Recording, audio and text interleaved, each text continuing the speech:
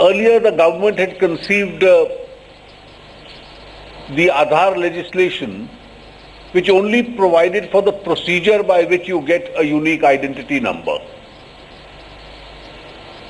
What do you do with that number? I think it was a learning curve and therefore it was not clear.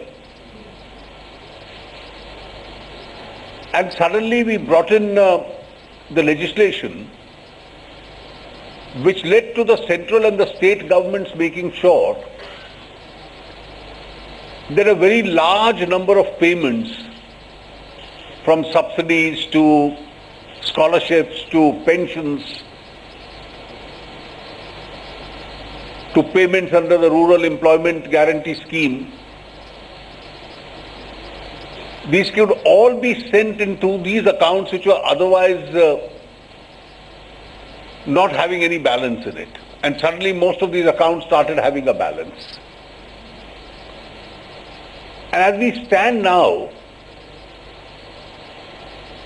if you now start putting all the pieces together,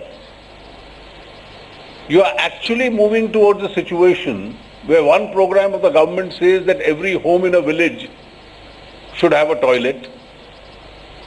The next program says that every kitchen in a village must have a cooking gas connection. Every village house must have a bank connection, a bank account linked to it. And one of the fascinating features of this country has been that people are extremely flexible in adapting to technologies. There are some who may have a technology blockade in their minds, but that can't really be said of the entire set of emerging generation in this country. And this got proved. And therefore, a lot of what was written about and spoken about, even by men with a credible record, on demonetization, India proved every bit of it to be wrong. So there was no 2% dip in the GDP. There was no disappearance of demand. There was no agrarian crisis. In fact, the agriculture sowing went up. And suddenly you found the whole debate in this country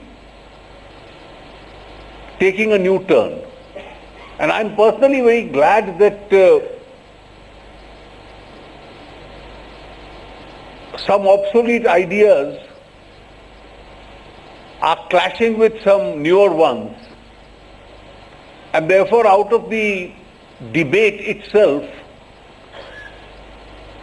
I have not the least doubt which side of the argument would win. So if somebody would say that electronic machines are terrible and we must go back to paper, we know eventually what the conclusion of this debate is going to be. Or that cash currency is superior to any form of digitization. Or that matter, arbitrary selection of individuals is better than the unique identity. Now, if you see these isolated pieces together, this is a debate which is on, but which side the logic would be weighed in, I have no doubt who eventually would be the winner in this debate, in the argument itself. And I think one great advantage of this whole exercise has been this movement towards digitization.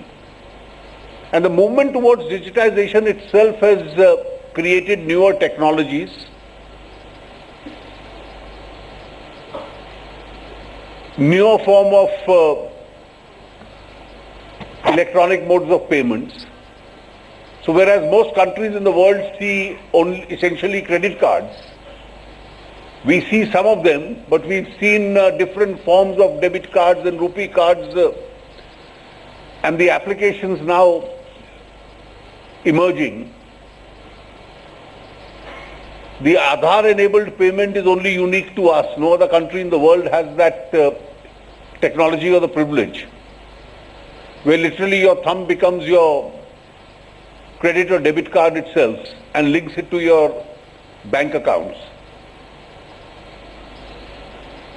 And I think this whole exercise itself is going to expand.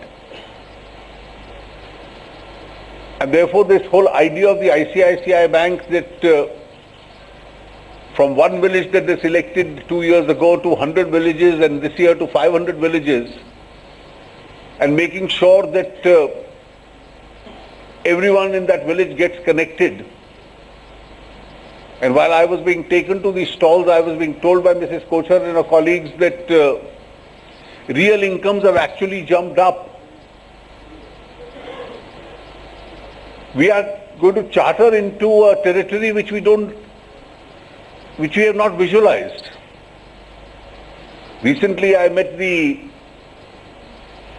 minister from Sweden, a country which is almost a totally digitized economy.